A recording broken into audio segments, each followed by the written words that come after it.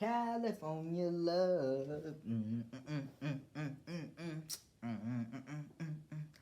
California knows how to party.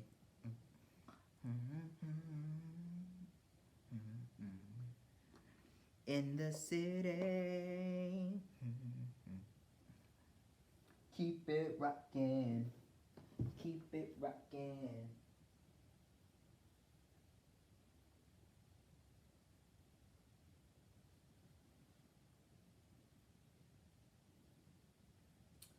What's up, y'all? Welcome to another episode of the Analytical Eye Show.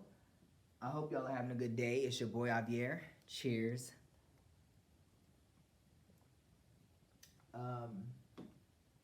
Like I said, I hope y'all are having a good day today. Let's get into some discussion, right? 'Cause I'm always here to talk. I'm always here to flap and bump my damn gums, my choppers. I'm just joking. I hope y'all are having a good day today. My day's going pretty good. Just, relaxing, chillaxing as always. Everybody always texting me when I'm trying to get some stuff done. I don't know why every time you not doing something, nobody hit your ass up. But when you start doing something, they want to hit your ass up. When you what did I say? Did I say it right? I said you're not doing something, they don't hit your ass up. But when you doing something, they hit your ass up. I don't understand it. And then you tell them, I'm busy, I can try later on, no guarantees. Well, can you please, you come help me, can you come do this? Come on, Javier, come on. You know, like, dang. Don't you see I'm busy? I'm not trying to go to Disney. I'm just joking.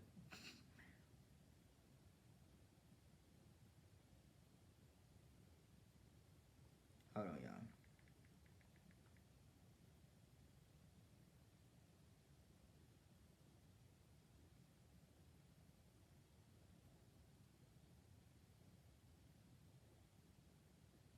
Okay. Set a timer for 30 minutes. 30 minutes, okay. Counting down. I'm trying to keep y'all under wraps because I know sometimes y'all be like, oh my god, these episodes are too fucking long. Why does he gotta blah, blah, blah, all the damn time? So I'm trying to keep it in a confined space, okay? Where I'm timing myself and trying to, stay in a confined 30 minutes average an hour. But sometimes that ain't gonna be a guarantee. So just, bear with me. But today,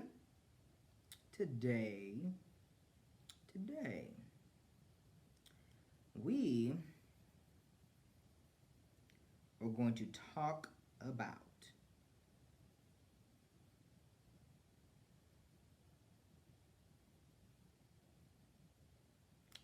fat girls. I love my fat girls. And when I mean fat, I'm not talking about, I'm going to say this. Like Monique said, they even took the word fat, but we're going to take it back. Because PHAT means pretty hot and thick. So we're going to talk about fat girls today, right? Now, this is inspired by the movie Fat Girls that Monique starred in. If you don't know who Monique is, she is an Oscar award-winning, NAACP Image Award-winning, Golden Globe, Emmy-nominated, Grammy-nominated, decorated comedian, actress, and she's been in the business she's a legend. She's a legend in the business. So my hat's off to you, Monique. And hope I get to meet you. Hopefully I get to meet you one day. She has had successful comedy tours, successful sitcom, a successful kid sitcom, successful comedy specials, and just can't wait to see what she does next. Can't wait to see what she does next. I'm always here for her activism, and I'm always on her side. Unless she's doing wrong, then you need to get like as she says, we're not calling them out, we're calling them up.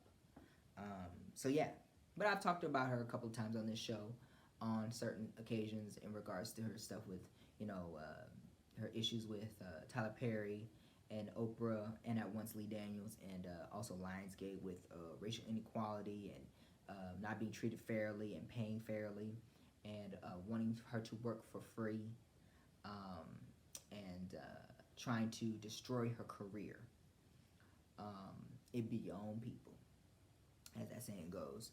But anyways, she was starred in this movie called Fat Girls, and it was all about the betterment of fat women, being thick madames, being very all about yourself, and being the size you are is okay. And even in her comedy specials, in her shows, she was always talking about skinny women, skinny sisters. Um, but it was all in love. There was no malice, ill will, intent. She was just being a big girl. She wore it well, and she still does wear it well. And it was all about just normalizing being big.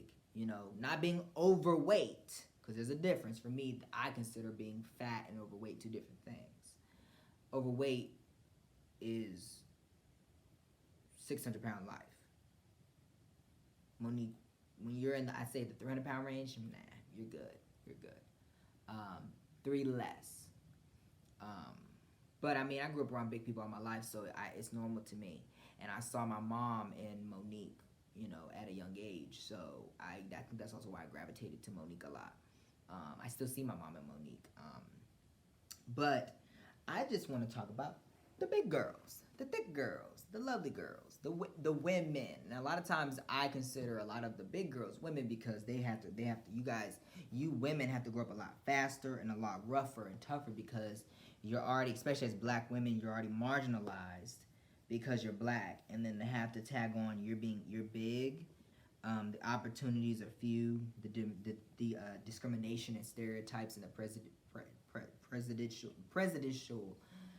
prejudicial views are at an all-time high for you, and sometimes it ain't even about that you eating. Sometimes it's just about the simple fact that you just come from a big family, and that is, I believe that's genetic, that's hereditary, and it just so happens, and everybody's body structure is not made to be a size 0, size 1. Sometimes you're gonna be a size 10 or 15. I don't know how they equate those sizes or which the but just throwing out numbers there. But it's really about, and I'm gonna say this for all the people that don't like big people. It's not that they have a weight problem; it's you have a problem with their weight. That's all I have to say. For any and I say this, and I don't know if I've said this on the show, but I've always said this in general. I'm so sorry, y'all. When you start thickening up your underwear, nobody told you that your underwear rides in your crevices, and I'm like, damn. Sometimes I'll be at work too, and I'll be like, damn, why I feel like I got on a thong? I mean, I don't, and I just have on boxer briefs. You know what I'm saying? And I'll be having to go underneath my clothes or outside my clothes and pull the part where I feel like it's riding especially on the inner thighs, to the back of the inner thighs down. Ugh. So much so one time that the lining, it was, I think, it created not a rash, but one of those imprints on my skin, and it hurt for like a day or two. But, whatever. Anyways, that's neither here or there, and it's really none of y'all business, but it's just something to throw out there, whatever. But, being big women, I love it. I think I gravitate a lot more towards big women.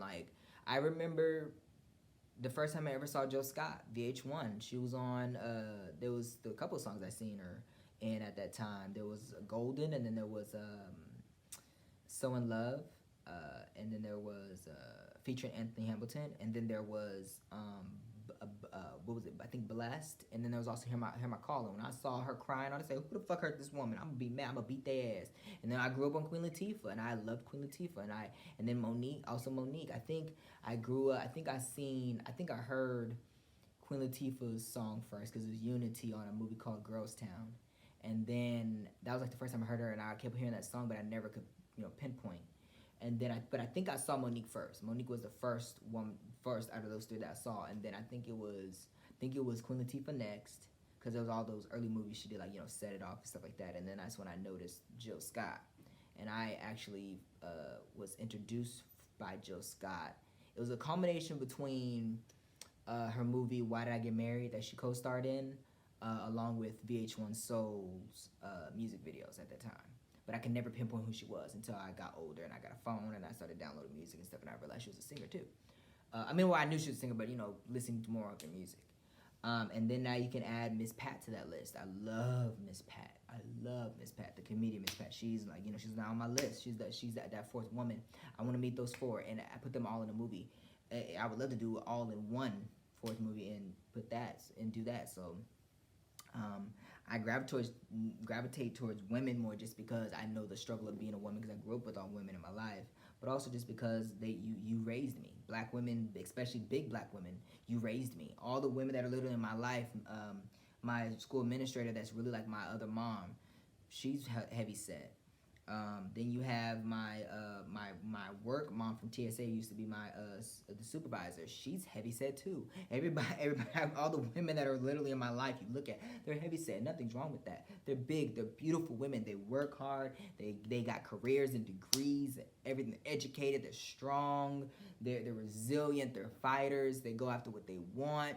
They don't let no man define them. Man is an option, not a definition, as Judge Lynn Toller puts it. And that's what they've done, and I think that's what's helped me push through a lot of this crap and the stuff that I, that I've gone through even to this day. So I'm all for the big girls. I'm all for big women, and big women, take your bows, take your stands, because you guys endure so much good, bad, and the ugly. You put up with a lot of foolishness from brothers, and I'm not talking about blacks, but I'm talking about whites and stuff like that too. Sometimes some in relationships, some outside of that, or just racial disparities and things like that.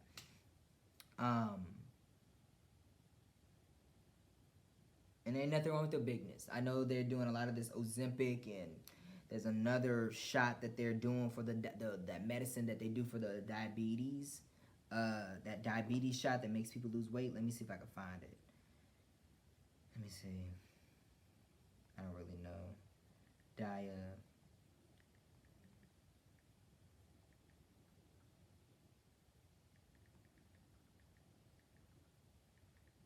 I'm just pulling it up now. It's called, it's the GL, well, there's several, but there's one called, it's the GLP-1 respirator agonist. It's Ozempic, there's Trulicity, and then there's Saxadina. I think that's what it's called, Saxadina. I swear there was another one that I just heard of. I think it's Wegovy. Or I think there's actually another one. It started with let me see. Not Monjuro.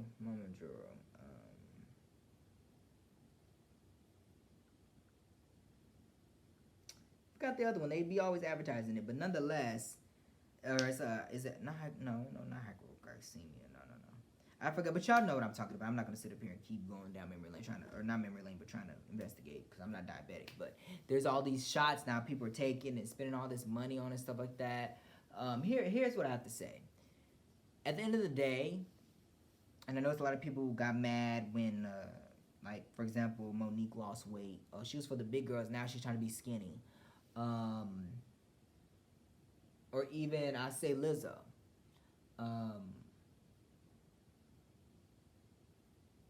Do what makes you happy, but also what keeps your health intact.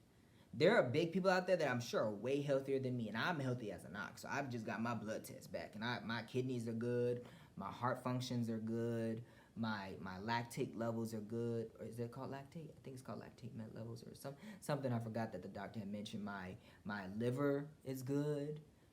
All of my blood levels, everything is A-O-motherfucking-K. And I always get a printout of that, and she always shows me everything that's doing good.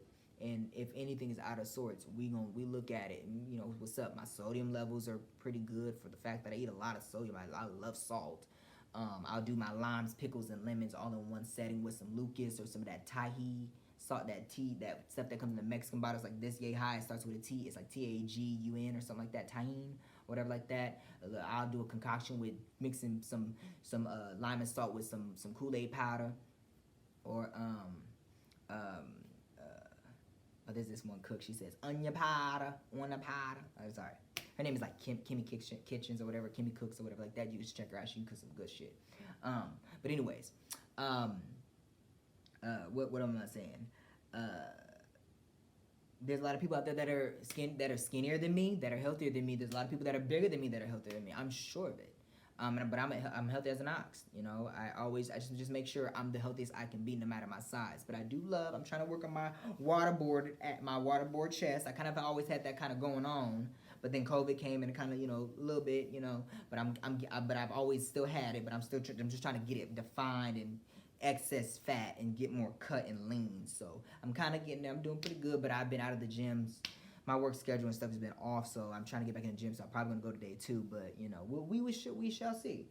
But yes, you know, I just say that be the healthiest you that you can be.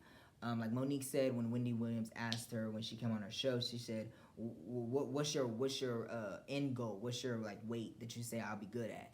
I'm not caring about weight. I'm just trying to be the healthiest Monique I can be.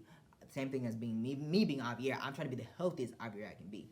I see they be out here dancing, big people moving, all this stuff. I follow a lot of big people on social media that flaunt their bigness, their style, they're out here being brand ambassadors, entrepreneurs, they're bus drivers, doctors, lawyers, the whole enchilada. They from A to Z as far as their professions and what they do and how talented they are and how beautiful, and not just women but men too, and they're amazing. So don't count out big people. You know what I'm saying? They're amazing people. Don't ostracize them or ridicule them for their size. If you ain't into a big person, you ain't into a big person.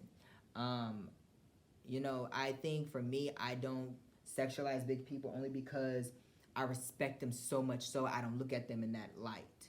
You see what I'm saying? I don't know why. I just, you know, I respect them so much. I don't want to mammify, especially a black woman, you know, oh, she's Aunt Jemima, or she's, you know, a mammy or whatever. Like, I don't want to mammify her or whatever like that. So growing up, I still am sexually attracted to Monique, Jill Scott, and Queen Latifah. You can throw Miss Pat in there, but only if I was age appropriate to them and they were into somebody like me.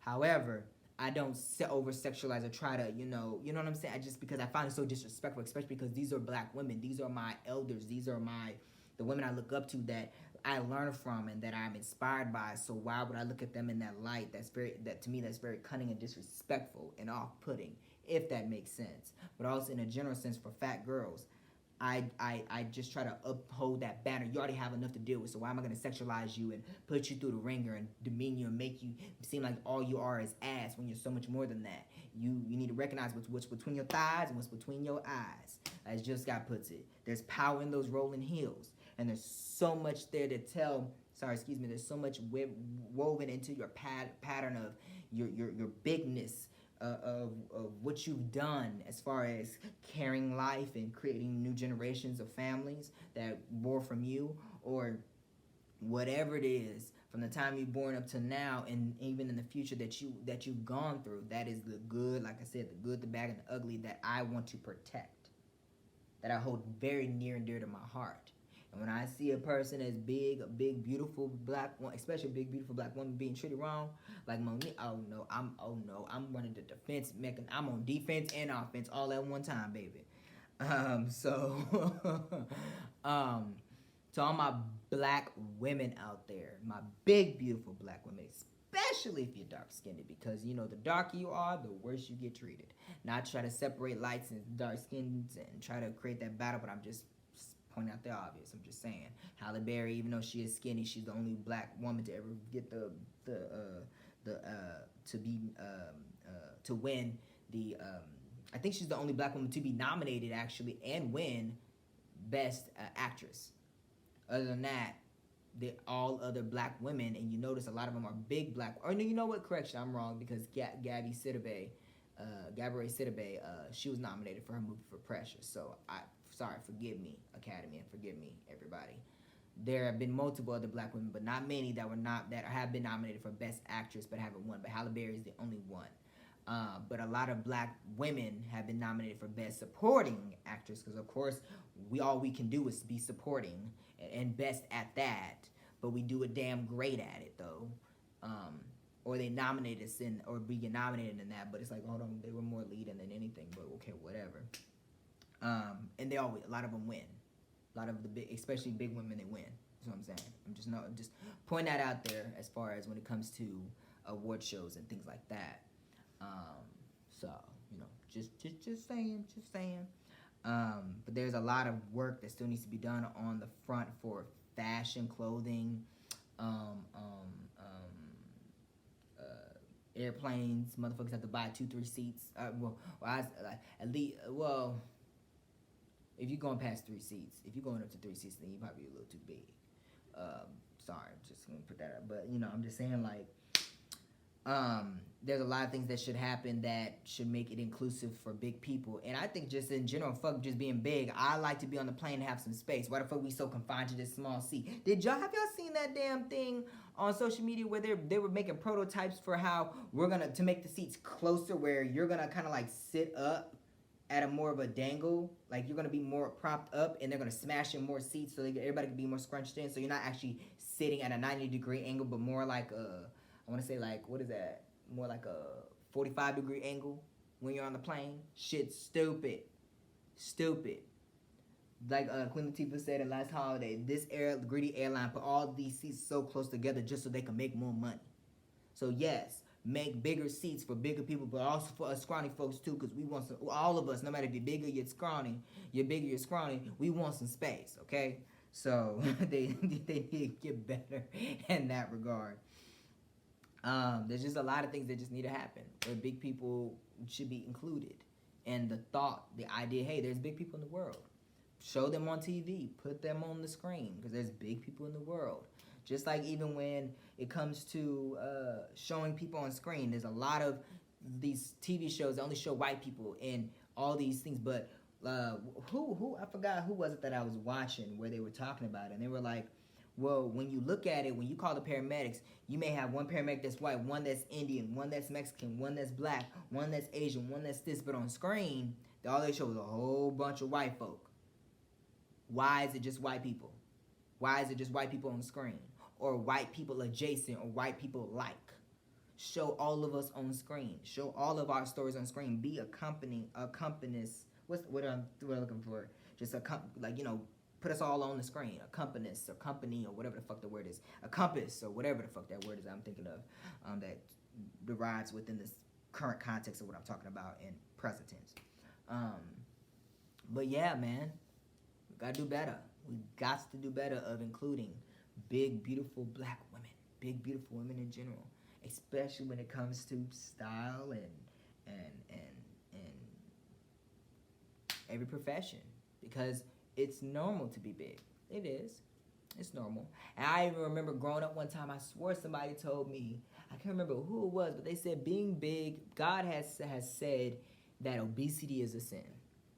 And they said it was a sin because that means that they're eating too much, and God created food for nourishments rather than to be just pigging out all the time.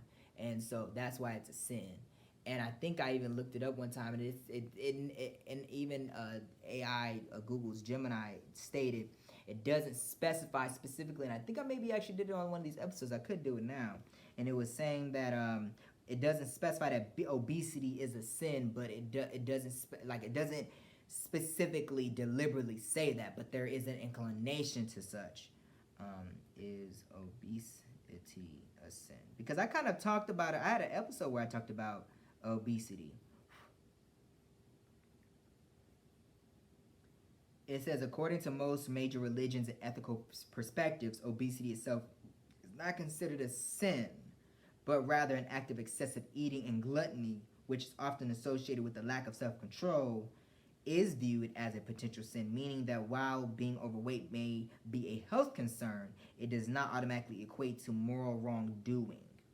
It does say that gluttony is a sin because many religions, including Christianity, identify gluttony as one of the 7 deadly sins, which refers to overindulging in food and drinking beyond reasonable needs. Well, if you want to talk about fat people, well, guess what? Drugs is a sin then. Drugs is a sin. Drinking is a sin. If you are abuser of drugs, you're abuser of alcohol, you're abuser of food, all that shit is gluttony, right? So then, okay, then that is a sin as well. So why are we just focusing on criticizing and ridiculing people that happen to be big? Because, and sometimes it's not even from eating. It's not. Sometimes it's just, that's just how they are. That's how God made them. Sometimes it's just bone dense, not just eat. Sometimes it's both. But there's so many contributing factors to a person's size. But nonetheless, it doesn't matter what they are or what they look like as far as their size. And other things too, but it doesn't matter. That ain't your weight. You ain't got to walk around with that. You ain't got to carry that weight around physically and maybe more mentally. Leave big women alone. And a lot of these big women, y'all can stretch our stuff. But I do have one thing to say for big people in general. You are already big. Stop stinking. Stop smelling like ass. Stop smelling like mildew. Stop smelling like you and looking like who done it, how come it. Because you already, it's like a black person. You already got shit stacked against you because you're big. And they already think, oh, look at this fat slob, this, that, and third. But if you show up and show out, you smelling good, looking good. I'm not saying you always got to have your hair gel down or looking good and tight. But if you look presentable, you'll be treated as such. I love big people, but I cannot stand, because I feel it's a disrespect to my stepdad, Henry, and Anthony, and all of the big people in my family that show up looking big. And they're big, I mean, not looking big, but they're big, but they show up bam, and then I'm walking past a person at work or in the store or down the street, and I see them smelling like a fat slob, and you ain't working out. You need to get your shit together.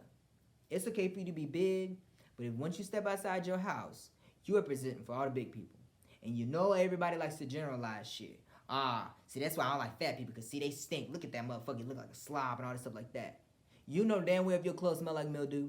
You know that damn well you let them clothes in the washer and forgot to put them in the dryer. Rewash that shit and then put it in the dryer. And make sure you add more damn fabric softener, more soap to get that funky smell out of that shit. And then you put it in the dryer right after that. And turn that shit on high heat so that shit can be blazing when you get that shit out. Don't you love it when you take something out the dryer and it's like on high heat and you just put it against your skin, and then you go and take it to your bed and you just throw it on the bed and you go, I've done that before where I just go and plop on the bed and then I fall asleep and I'm like, ooh, this feels so good. Especially in the wintertime. Oh, that shit's the best. That's just the best.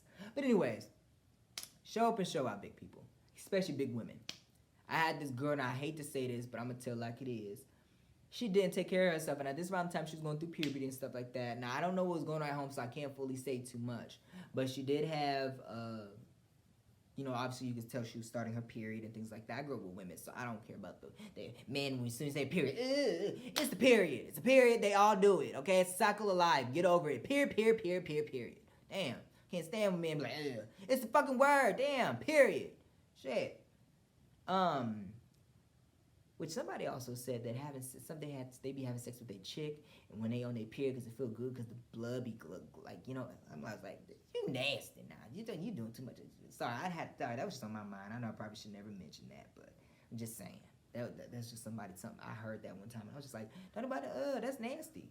Now that's nasty, but it don't gross me out to be like period or blood. It is what it is. But anyways, she was on her, obviously going through it and everything like that, but she constantly smelled. I think her name was, not Yahira. I shouldn't even say her name. I forgot her name, but me and her used to beef a lot because I went to a Mexican school and they used to always talk shit about me because there was only 2 words that made me notify. And along with them saying my name, that they were talking about me. And that was Chocolate Negro. As soon as I heard that shit, it was on and popping like pop, on and popping like pop. It was on and cracking. What's the word? It was on like popcorn. There we go. That's what I was trying to say. It was on like popcorn. And so they would talk mad shit about me, and I talk mad shit about her too. I ain't gonna lie. She was big, so I called her a fat ass bitch and shit like that. There's 2 other females that were at my other school, my high school, and we used to beef a lot, and I used to throw my lunch on their asses and shit like that and cuss they asses out, and I did call them fat, ugly bitches and shit like that. I ain't gonna lie. But if you acting like a bitch, I'm gonna call you a bitch, and I mean what I say, so it is what the fuck it is. I'm not gonna apologize for it, and I'm not apologetic. It is what the fuck it is. I don't wanna hit you, so I'm gonna throw my food on you and I'll call you an ugly ass, fat ass bitch. Now eat that. See what I'm saying? So, but nonetheless, I should not. This whole episode's supposed to be about empowerment, Javier. Sorry. I'm a human being at the end of the day, so bear with me, okay? That's what this analytical eye show is all about. I'm all different things, okay? Just like Shaka Khan said, I'm every woman, I'm every man.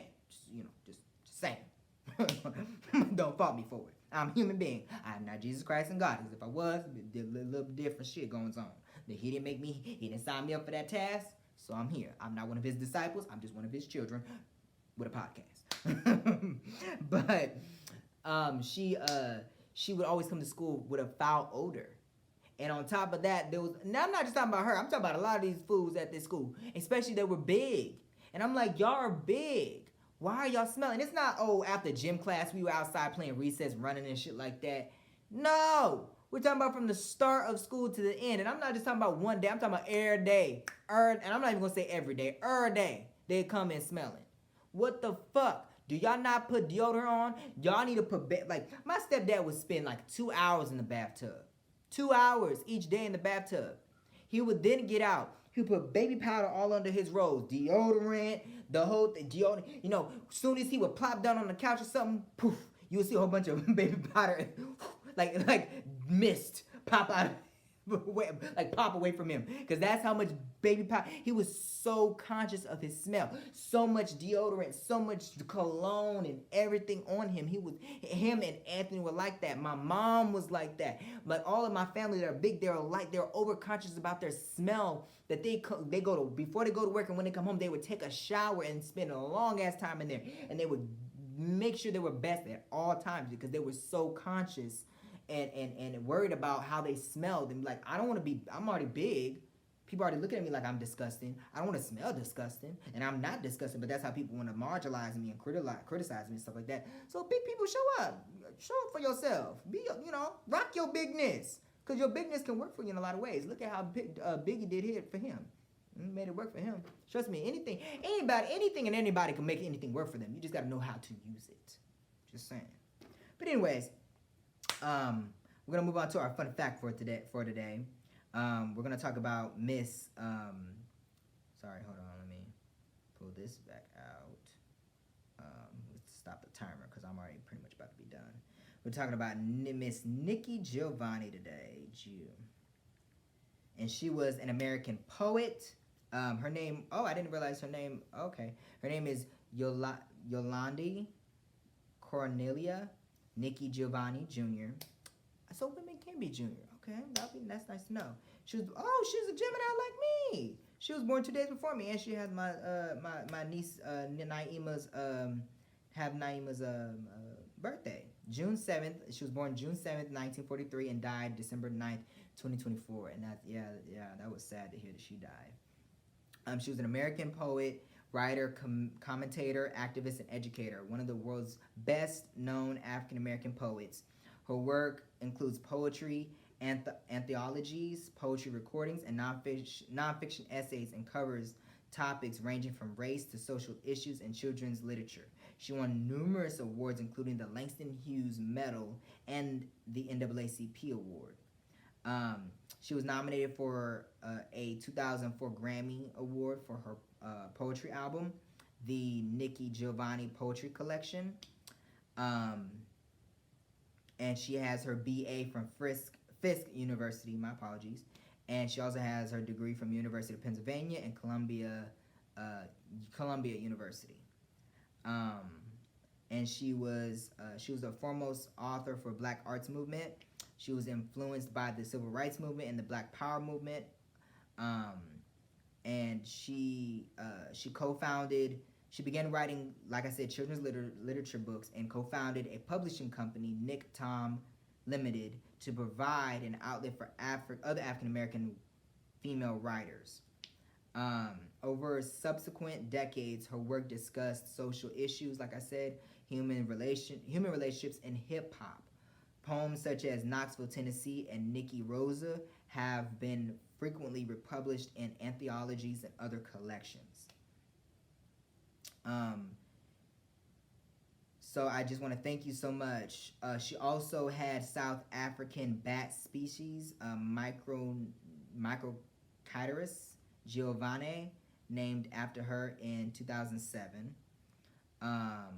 And Giovanni was proud of her Alapatian roots, Alapashian roots and work to change the way the world views Afrophiliations, and Afrilachins.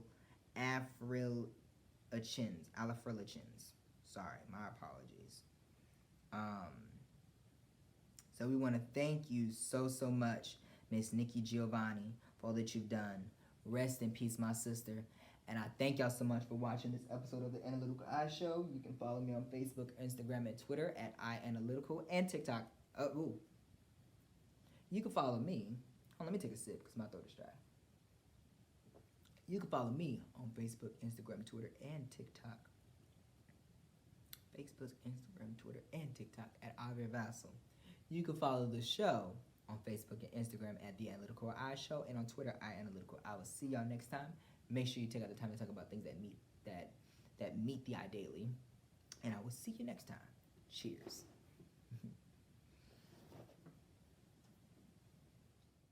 The Analytical Eye Show is presented by Analytical Eye Productions, a AAVR company.